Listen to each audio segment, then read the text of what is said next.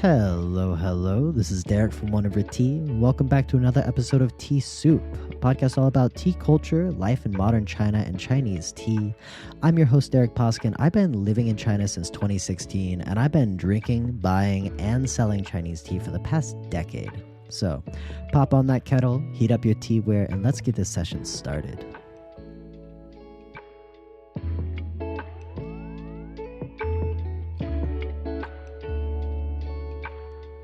Alright, so in that last episode, I started talking about my recent tea trip from Yangzhou, Jiangsu, down to Suzhou, Jiangsu, down to Zhejiang, Hangzhou, Zhejiang.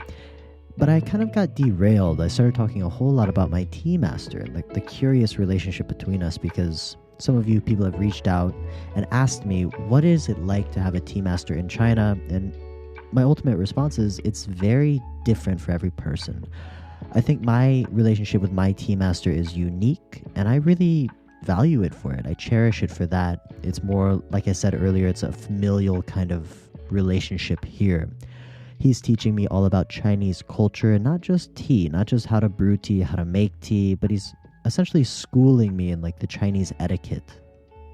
And as time goes on, as other apprentices come and go, but I stick around, he eventually starts grooming me and kind of pushing me in the limelight in front of certain tea masters and other regions and stuff like that. And so I'm getting connected with some really incredible people in the Chinese tea scene at a very high level, because, as I mentioned earlier, my tea master is a master level. It has the plaque and the certification for the Jiangsu province for making green and red teas. And just being at that level, you can connect with other people at that level in the different provinces as well. So there's a lot of benefits to this, but again, this is not something you can just find. This is something, as they say in Chinese, it's yuan fen, which is kind of like a karmic tie, a bond of destiny. It's a really interesting thing. It's this phrase yuan fen, you'll hear it all the time. Actually, I was recently in the tea mountains, and I was flying my drone, taking some really cool footage of the Westlake Hangzhou area, which I have put up on the One River Tea YouTube. So check that out if you want to see some pretty nice, I'd say, aerial views of the tea fields. You can see the heirloom Chunti Zhong varietal and the nice clean rows of the new 43 that they've planted in. This is all in the Westlake area. This is all Dragonwell. I was flying my drone there when a girl comes up to me and she says, "Oh, are you Yan Wei's apprentice?" I was like, "Yeah, yes, I am." And she's like, "I saw you at the tea house last night." I'm like, "Oh, what tea house?" And she says, "Oh, this is in Nine Trees, Jiushu." And I was like, "Oh, that's so interesting." And she's like, "Wow, we have such this yuan fen. We have this karmic destiny to meet you again in the mountains." And I was like, "Wow, that is very cool." And so from there, we kind of had that connection, added on WeChat, and then I went back to the Jiufen and hung out there the past couple days, drinking some excellent teas, and I eventually did buy some of their teas. I'll talk about this in the next episode when I talk about Longjing. The purpose for this episode is to do what I promised in the last episode and talk about Biluochun and my trip to Suzhou in the Dongting Peninsula. So, what is Biluochun? And this is the Suzhou, the curled, bud-heavy, really, really fluffy green tea with citrus notes that you brew in the top-down style that comes from the Dongting Peninsula and the Xishan Island in the middle of China's, I think, third largest freshwater lake, Lake Tai. And this is the huge lake you can see right next to Shanghai, very close to Suzhou. And it's beautiful. I'm just returning from a few-day trip there. And during that time, I got to see the entire processing of this tea, from picking to processing to finishing to drying, even to drinking. I got to walk around the Dongting Mountain, which I've never been to before. I've always ever gone to the Xishan Island because that's where the modern production's happening. But the traditional home, the ancestral home, and I will put it right on the line here, I think the Dongting Peninsula is the original home of Biluochun, and it was brought to the island later. Why do I think this? I'll tell you a little more later, but really just the varieties of the tea plant on this peninsula are just wild. There's so many different types of tea growing here that are all picked and processed as Biluochun. But let's walk back a bit. I just got back from a 4 or 5 day tea trip where I went to Suzhou and then later I went to Hangzhou. Next week, I'm going back to Hangzhou because the Westlake area is just fantastic and everyone there knows so much about tea. Drinking tea with people in the Westlake area, it felt like I was just on a tea forum talking to like the most nerdy people ever about tea. They're asking how it feels on the tongue, the different types of water, the qualities, the mineralities of the water. They're talking about the processing times. They're doing all these comparisons, and they know so much not only about the Dragonwell green tea that we see in the Westlake Hangzhou area, but they have a vast knowledge of the entirety of tea culture and the different types of tea. Anyways, let's go back, as we tried to do last episode before I got sidetracked about my tea master, all the way back to the beginning of this trip, which started in his tea house in Yangzhou. As I mentioned, we get there, he's just packaging up his Mingchen Biluochun, the Jiangsu Yangzhou green tea that he just made and processed, and he's packing up his new red tea, that Yanhua Hong, that he's very proud about. And so one thing that's very characteristic for Chinese tea makers and a lot of Chinese culture in general is when you visit somebody, you bring gifts. And I think I mentioned in one of the episodes recently about this idea of Techan. I think it was last episode. I talked about the Techan, which is like the specialty products of a region, a city, a town, a village. And what you want to do is if you go on a vacation to a village and then you come back, you want to bring some specialty product and share it with your friends, your coworkers, other people around you. And so a lot of times when you visit from one place to another, when you see old friends, it's kind of customary, especially if you don't see them very often, to bring a small gift of some sort. And so he brought a lot of these small packages, like they're yiliang. Yiliang is a measurement, a Chinese measurement, and it's about 50 grams. And so in China, kind of the minimum amount of tea you usually buy is about 50 grams. And so I help him pack up the rest of these packages, put them in his car, and then we get on the road and we start driving all the way to Suzhou from Yangzhou. And this is one of my first times traveling intercities in a car. As I mentioned earlier, I'm used to just doing everything by public transit, by planes, by trains, by cabs, by buses, what have you. This is my first time with, my tea master who has his own car, and he's just driving on the highways, and it kind of feels weird for me. It's really interesting because while having your own car gives you a lot of freedom, especially visiting the tea mountains and whatnot, when I'm traveling with somebody else who's driving the car and it's kind of their trip, I feel like I have less freedom than if I was traveling by myself by train or by bus. And so for me, there's this little bit of uncomfortable growing sensation where I'm like, this is a new experience. I'm not sure if I like it. I prefer the smooth, fast pace of the train versus the highway travel and stuff like that. And between these regions in Jiangsu, a lot of people have cars and there is some traffic. Suffice it to say that I much prefer traveling by train. And another thing that I realized on this trip is just how far away from Suzhou the Dongting Peninsula is. While if you look on a map, it looks like it's just part of the suburbs and Suzhou extends into the lake, wrapping around the lake. It's still like we entered from the east side and had to drive essentially through Suzhou, and that took about an hour and a half. And then from the edge of Suzhou, it took another 20-30 minutes to get to the Dongting Peninsula, and eventually we get to what is called the Biluochun. Sun means village, and so I'm not sure exactly when this village was incorporated, if it's a modern affectation or if it's from antiquity. I would assume it's more modern. And because everything in this area, as the tea gets more and more famous, people start kind of capitalizing on that in different ways. And so I imagine there'd be a lot of Biluochun, like the Biluo village, hostels and hotels and stuff like that. But we get there and immediately find his friend. And his friend is actually pretty young. He's a year younger than me. This is teacher Shi, which means stone, but that's his surname. And bringing up what we talked about last episode, I always address this guy as Shi Shifu, or Shi Lao Shi. I never address him as Lao Shi. That sounds really strange. Sorry, or Shao Shi. It's so interesting when it's Shi is one of those Chinese sounds that is so common, and it's difficult to understand out of context. And so when I say like Shi Lao Shi, it sounds silly, but it's stone, old teacher is what it kind of means.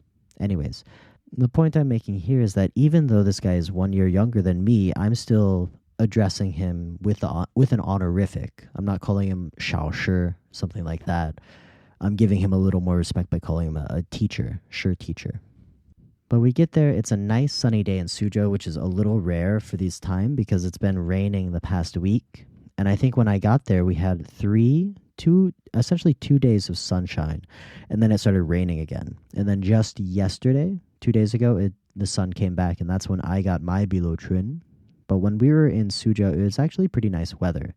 So we get there, it's a nice sunny day, and we immediately go to behind his production facility, behind Shi's production facility, and he has a little outdoor courtyard where everyone's drinking tea.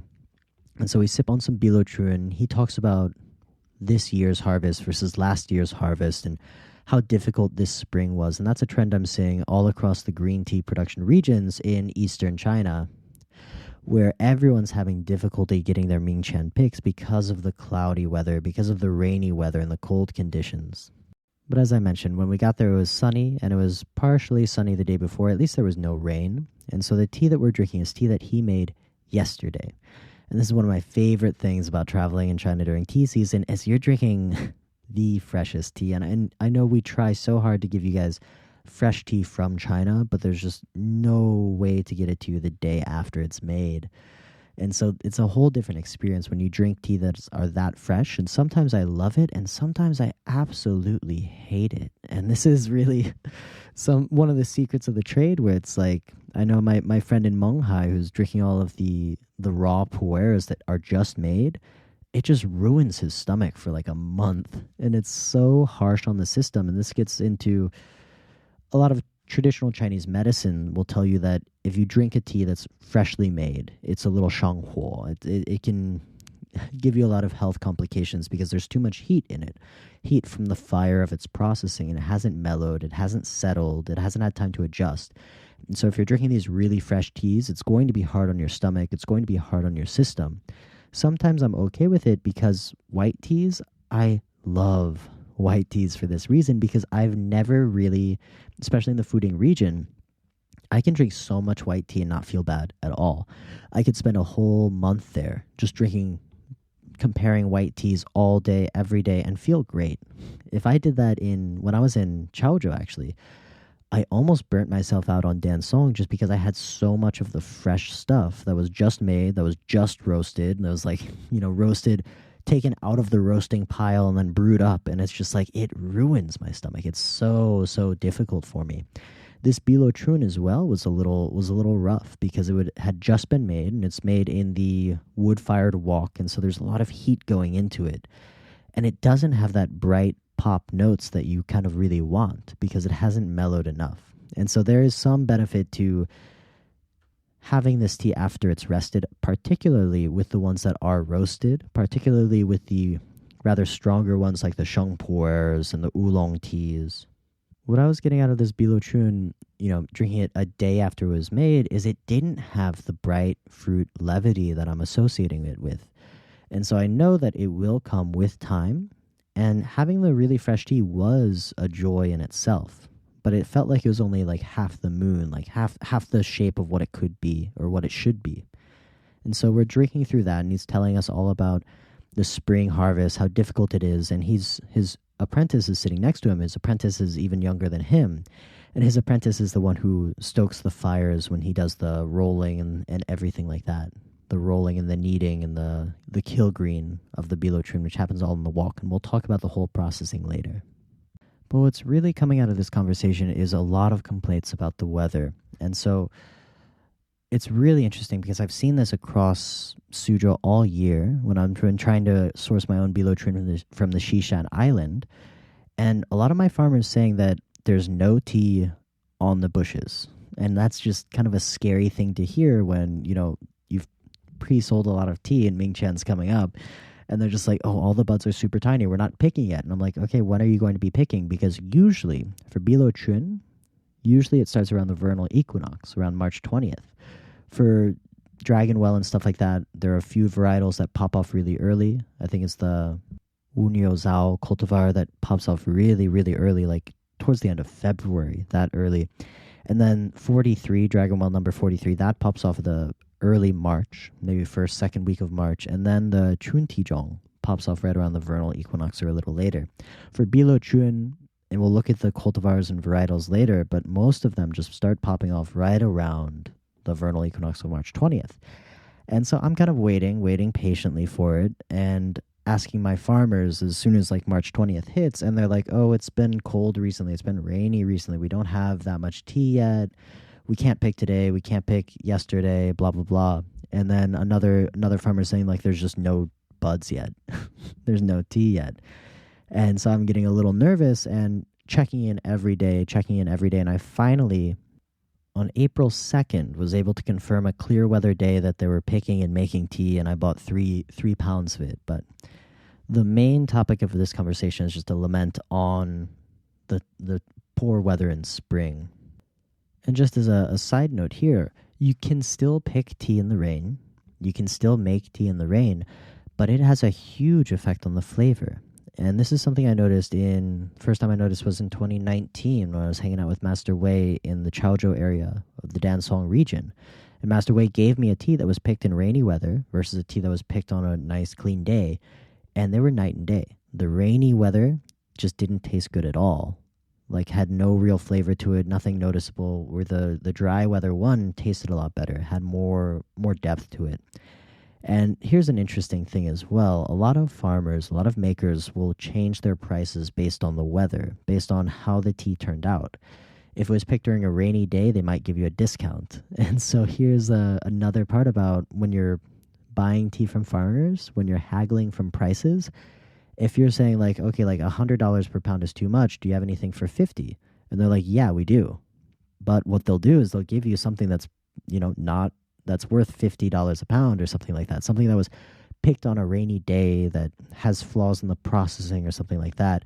If you want the really nice stuff, could be the stuff that was picked on a perfect day, that was made really well, that turned out great. And so yes, they're all the same exact tea from the same garden by the same maker and picked in the same season. But day by day, there are subtle changes to it, and the makers will know that. The makers will be very aware of the weather conditions, and I saw this in Zhejiang and Hangzhou. They're making notes on each batch on how was the weather when it was picked. Sunny, cloudy, rainy, foggy, whatever. And that has an effect on how they'll price the tea at the end. So being aware of the local weather in the environment where your tea is being made is incredibly important, and it's one of the huge benefits we have as tea sourcers who are living in China. I can open up the weather map. I can talk to my farmers every day. I can know, especially if I'm buying tea that's in Jiangsu and I'm living in Jiangsu, I can know the general weather of the area, if it's rainy, if it's sunny, if the spring is going to be good or not. And so I already know what tea I want, the price I want, and stuff like that. And then I was able to, with my Xishandao farmers, Master Shen, coordinate a sunny day. I told him I wanted a sunny day pick. I don't want any of this rainy weather pick, and he totally understood that. And I think like I'm specifying it, but maybe a lot of people aren't. And so I'm wondering if you didn't specify, if you get the rainy weather picks or something like that, because for Mingqian tea, it's very difficult this year to make a lot of it. And I see this also in Fuding, when they're doing the sun withering and stuff like that. Sometimes if the weather is not cooperating, they have to do it inside, and that lowers the grade. And so I think it was 2 years ago, we had a really cloudy, cold, rainy spring in Fuding, and a lot of the teas were made inside. And what I saw is a raise in price on the teas that I was buying, where it was, $20, $30 more per pound, because it was the smaller portion that was made in the sun. And this is the Chinese idiom, "Wu xi wei gui," which is scarcity increases the price. And so after drinking a few cups of tea, we decided to use this beautiful day and hike up into the tea mountain. And the tea mountain here, I use the mountain in the singular just because it's a little more simple to visualize. It's like one very thin peninsula that rises out of the lake, and it's very mountainous, but it's not super high, like maybe 300, maybe 400 meters. But it's all really, really lovely and covered in greenery. And one thing that really makes this area, the Suzhou Biluochun production area, different from a lot of other tea areas I've visited is the amount of mixed ecology that we're seeing. We see so many fruit trees, so many other types of trees being grown, some guihua trees, which is this very fragrant floral flower, and a lot of other just mixed agriculture on the mountain. In fact, I did a drone shot of this mountain, and you can't even see the tea bushes. And a lot of times in other areas, that's considered very bad. You don't want a mixed vegetation. You don't want canopy over your tea bushes. You want them in direct sunlight. And then sometimes you can put a shade up if it gets too hot. But having them under the cover of trees is kind of a little different. And what's interesting, though, is you get morning sunlight that hits the peninsula and the mountain, and that shines through the canopies and usually hits the bushes. And so they do get that direct sunlight, just not all of the time. But anyways, it's actually really close to get to the mountain from where we are. And so we just walk down the main road of the village and start hopping off into the alleys. And we're walking through the alleys, and I'm taking my time because it's really beautiful. I like taking the photos of all the small things I'm seeing, the local dogs, the laundry hanging, the children playing and stuff like that, and the old timers just sitting around talking, playing cards. And eventually I miss the cue when everyone steps off into an alley, and I'm taking a photo, and then I look around and everyone's gone. The people I was following, my tea master and Shi Laosher, and I'm just like, what's, and I keep walking, and I'm like, maybe they just walked to the end of the road and then they took a right. And I walk down to the end of the road, but the road doesn't really end. It just keeps kind of twisting through the village, this little alley. And then I get a call from my tea master, and he says, "Where are you?" And I'm like, "Where are you?" Then eventually we backtrack, and he's there waving me from really far back. And I was like, oh, I missed this side passage. And going on there, I look down the side passage, and it's just this really narrow alleyway between two houses. And it goes up into this mossy flight of like old stairs, like old stone steps. And I'm like, oh, this is very beautiful. And again, I stop and start taking photos, but he's already at the top. And I'm like, okay, I got to keep going. And so you kind of walk through this overgrown courtyard in between these houses, and then immediately you go up another flight of stairs and you start seeing the tea bushes. And that's the feeling of this mountain, is like the tea is right there under your nose, but you can't always see it. And what's cool too is I didn't see very clean rows. After this, I went to Hangzhou, the Westlake area, and I got the drone footage, and it's really cool to see the nice rows of the Dragon Well 43 and just the scattering of the old varietal, the Chuntijong. And what you're seeing in the Dongting Peninsula, in the Biluochun production area here, is this scattering of old varietals, of old tea bushes, not a lot of really clean rows. And this is very different from what I was seeing in the Xishan Island. In the Xishan Island, you get very clean rows, but you also get the profusion of fruit trees.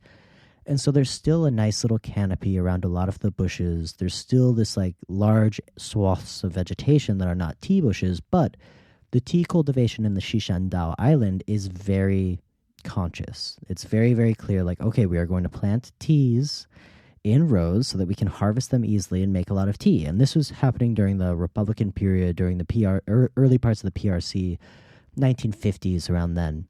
And that's why it became the kind of the industrial hub of where they're making a lot of the Biluochun now. And then this Dongting Peninsula was the old, and this is what I will say that I kind of went back on before I had been to the Dongting Peninsula. I had heard that this area was more of a kind of a holdover, as a tourist spot. It's a place you go to like see what it used to look like, but not really where all the tea's coming from now. But what I actually saw when I got there is that there is a lot of tea being made here, but it isn't very pretty. It isn't very clean. It has that ancient feeling about it where it's just there is wild tea everywhere. And as we're walking up the path, Master Shi is pointing out all the different types of Biluochun being grown here. And this is my first time realizing that there are multiple varietals, multiple cultivars of this Biluochun tea, all growing in concert, being picked, being mixed, and being sold under the exact same moniker, Biluochun.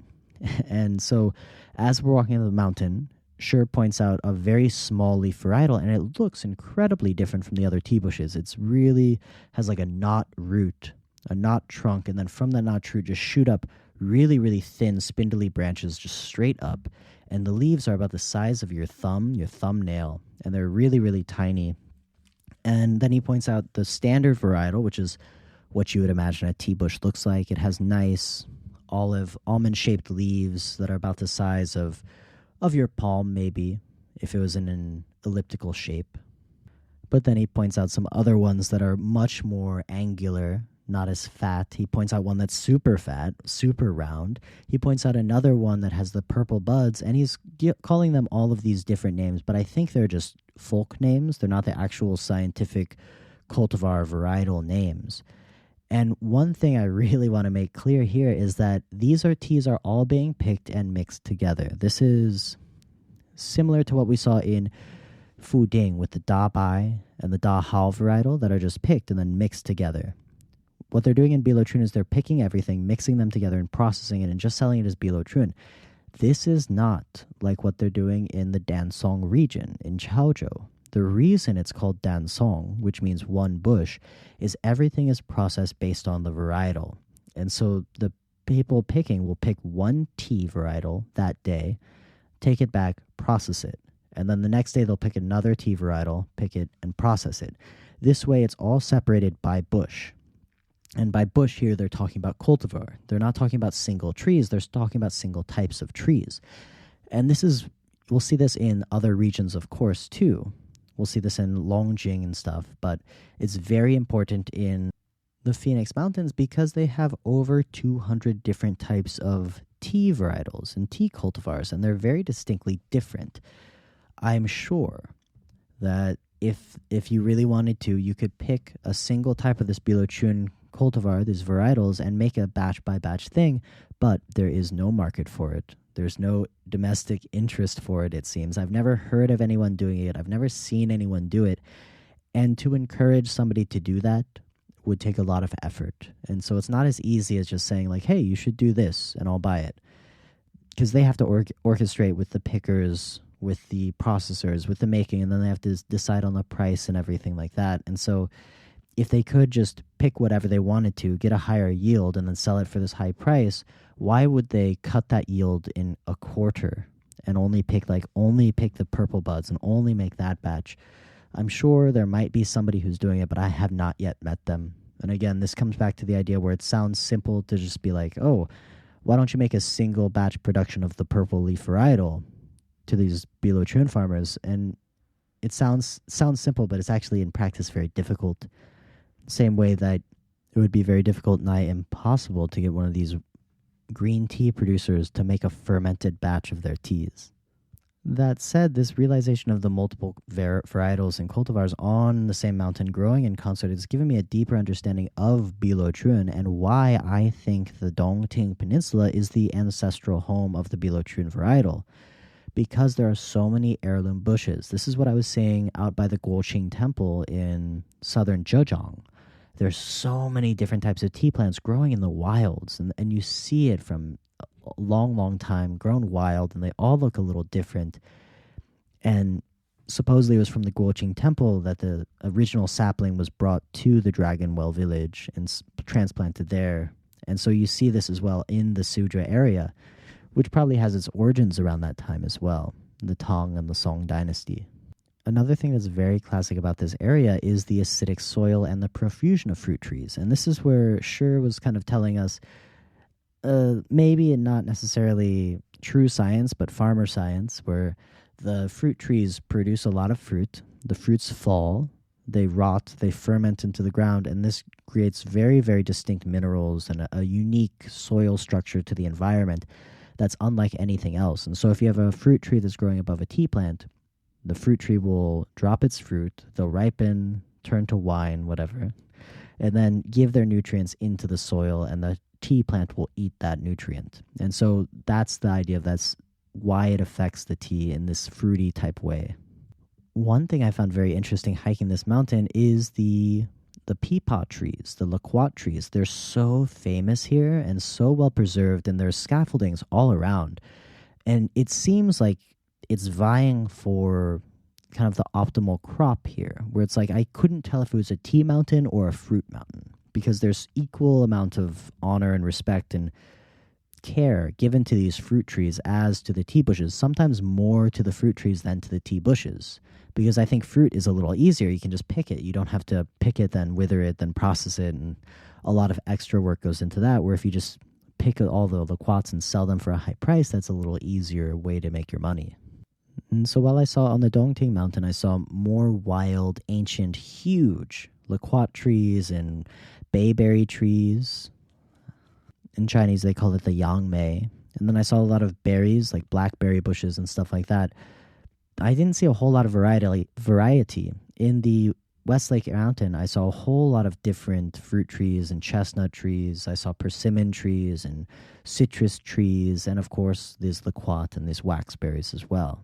And so this is one thing why I really like to visit the fields and visit the farms and understand the production home of these teas, because they all have their unique personality. They all have their unique culture. And like I was saying in multiple ways and multiple times in different episodes, to really understand a tea, you have to understand the culture that gave birth to it, the society that gave rose to it, the earth that birthed it, the people that pick it, and the people that make it, their diets and what their lives are like.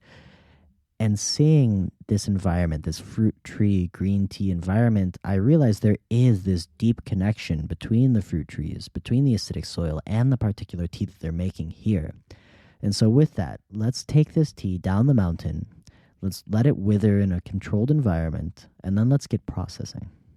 One huge characteristic of Biluochun is that it's an entirely wok-made tea.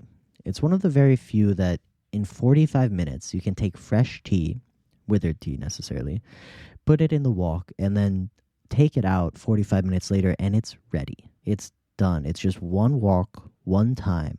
I was in the Dragonwell village, and they have a lot of steps in between. There's this hui guo where they bring it back to the wok a few times. They take it out, they sift it, they put it back in. Dragonwell is a little more complicated than Biluochun. And so when I get to this production facility, it's a very small little room. It looks like a studio. Just an open space with 4 woks, and the numbers in Chinese 1, 2, 3, 4 over each of these woks. And then there's a partitioned wall with a little bit of glass windows and a small door leading into the back behind the wok. Back behind the wok, this is where you see piles of firewood, and then the little holes and the numbers over the holes that correspond to the woks that are being fired. And when it's in full flow, what's happening is you have 3, maybe 4 people in front of the woks making the tea, and then 4 people behind the woks stoking the fires. It's not necessarily always 4 people behind, 4 people in front. Sometimes there are only 2 people behind, 3 people in front, and the people who are making the tea shout out instructions to the people who are tending the wok. They'll say something like, wok 2, flame down, and then the person will take out some of the firewood that's burning under that wok, because it's very difficult to control. And you need to essentially have this ideology of when you need more heat, when you need less heat. It's not like they're sitting there with a hot thermometer testing the temperatures the whole time. What's happening is this is pure experience from testing the heat of the tea, the feeling of the tea, the feeling of the wok. A lot of these people will eventually have burns on their hands from the hot wok. And you see this also in Dragonwell, in that village, and people brag about it all the time. It's something that I'm a little iffy about, because it's like, those are the bare hands that are touching the tea. But sometimes you see these people, especially in the more rural areas, and they get really proud of it. It's like if you ever go to the gym and you lift weights and you get these calluses on your hands, it's kind of like your badge, where it's like, yeah, I put in the work. You can tell how much work I put in. I shook this one big master's hand in the Longjing village, and it was just pure blisters. I was like kind of grossed out by it, but he was very proud of it. And even his wife, who also makes tea, she showed me her blisters and stuff like that. And so it's something that's really not kosher in the West, because you don't want blistered hands touching your tea, but it's just a badge of honor here, I guess. And so the people behind the wok in this production household, there's Master Shi, who's kind of the head of the household, who's running operations. And then he has 2 or 3 other resident tea makers, and then 4, maybe 5 apprentices who are behind the wok stalking the fires. And I think the general progression here is you spend some time stalking the fires, and then eventually you work your way into actually making the tea as well. That way you understand the process from the back to the front. And as I mentioned, a lot of times the people in the front who are making the teas, they'll just shout out instructions to the back. But I did see one unusual group of people making the tea, and I think they were deaf, because the one behind was looking over the entire time, and the one who was making the tea would point furiously at him and then point down or point up, and the other guy would go stalk the fires and then peek back over. And every now and then I'd see them smacking each other, like getting their attentions and doing the nonverbal communications as well. This is the guy, if you were following our Instagram story, he was the one who let me roll the tea in the wok. And the whole time he didn't say a single word. He was just gesticulating and showing me how to do it and giving me the thumbs up, the thumbs down, pulling the tea, demonstrating how to do it. So it was very interesting to see all the different connections between the maker and the apprentice, the fire stoker and the tea maker. So you have these 4 woks. You have a lot of people just waiting around getting ready to work. This is after sunset, after dinner. It's right around 7 p.m. And so as I mentioned, Biluochun can be made in a single day, from picking to withering to pan frying and everything. And so usually what happens is the woks start up right around 7 p.m. because the tea needs about 8, 10, 12 hours to wither down. And this is one interesting thing as well, where it's like there are no set numbers. It's basically based on the weather, the environment, the amount of ambient humidity in the air, the amount of heat. Because what you want to do is you want the tea to get this rubbery texture and consistency where the leaves are more pliable and pliant. Because if you do a little bit of experimentation at home, you can pick a leaf from a tree, bend it in half, and usually it'll snap clean in half. It won't bend. But if you take that leaf and you leave it out, and it depends on the type of leaf, the tea leaf is particularly well famed for its ability to wither down in a controlled way, which is why we get all of these interesting processing techniques with it. But if you pick a nice little tea like a mint leaf or something and you leave it out on your table for a few hours, eventually you'll come back and it'll be rubbery. The stalk will bend. And one usual thing for before you want to really roll a tea is you want to test it out and see if the stalk can bend all the way in half. If it can without snapping, then you're ready to make the tea. So, as I mentioned, they start around 7 p.m. and they don't finish until after midnight. And they're just making batch after batch after batch of tea. Usually takes about 40 to 45 minutes to make a single batch, but usually you can't do it back to back to back to back. You have to have some time to rest, because imagine bending over a really hot wok for 45 minutes, rolling tea, moving the leaves around, and it's a lot of work, a lot of heat as well. So most traditional Biluochun makers can make, in that period of 6 hours, about 6 woks of tea, maybe 7 if they're really pushing it. And that might sound like a whole lot of tea because these woks, as I mentioned, are as big as satellite dishes. But one thing Teacher Shi was telling me is that if you're trying to do too much tea at one time, you create off flavors. A lot of times, if you have a Biluochun that doesn't taste good, that has a little bit of a muddled taste to it, it's probably because they added too much tea to the wok and they're trying to make too much tea at one time. So here in this production facility, the golden number is about 650 grams of fresh tea per wok. And sadly, by the end of the process, that 650 grams has lost so much of its water weight, it's about 75% loss, and so you end up with about 160, 170 grams of finished tea. So with this number, you're looking, if you want to make a kilogram of Biluochun, you have to do about 6 woks worth of work. 6 woks worth of work is 45 minutes times 6, which is about 4.5 hours of constant work, rolling the tea, kneading the tea, leaning over that hot wok. And so it's very, very difficult to get this much tea. And so while you'll have a big master who's making the tea, he's only making a small portion of the tea that's being made. He's more orchestrating and leading and guiding everyone else who's also making the tea. Even our master Shen and Shi Shandao, in his home, he has 2 woks that are for making the tea, and he'll do one, and then one of his comrades will do the other. And so at most, they can do about 2 kilograms of tea a day, maybe more because they're old comrades and they have this crazy work ethic. So let's talk about the whole process. Again, the tea is picked in the morning. It's very rare to pick in the afternoon. Usually what you want to do is you want to pick in the early morning sunlight on a clear day without a lot of water once the dew is dried. And then what you do is you wither it in the shade. You never wither it in direct sunlight because you want this controlled lessening of the water, the water content, and this rubbery sensation to come over the leaves. And in green tea, sometimes it's called tangliang instead of the weidiao. Weidiao is withering, and tangliang is more just kind of rack air drying, but it's not really drying. It's like reducing the water in the tea leaves, but in a very light, controlled way, so you're not seeing any oxidization happening during this time. Another step that goes on during this process is the sorting, where I've seen a few different ways to do it. My Master Shen, what he does is he meticulously puts a pile of tea leaves on the table and goes through every leaf and checks out the one leaf, one bud pick versus the other picks, and he starts separating them out there. I've seen other people who've put it through a sieve and kind of shake the sieve, and the really fine single bud, single leaves fall through, and then that's the higher grade, and the other stuff is the lower grade. But that's a very meticulous process that just ups the quality of the final tea that's being made. And so after the withering is complete, this protein hydrolysis that's taking out a lot of the moisture content of the leaf, you're ready to kill the green.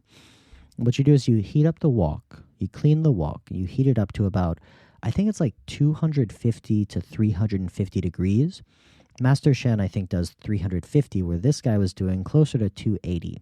And what you do is you get it pretty hot and you dump the tea in, and immediately there's a lot of smoke, a lot of steam, not smoke, steam from the leaves and everything. And this is the most crucial point to make sure you're moving the leaves around, because this is when off flavors can really emerge in the tea. And this is why it's important not to overload the pot, because you'll create this off sensation like the brown shomei versus the green shomei.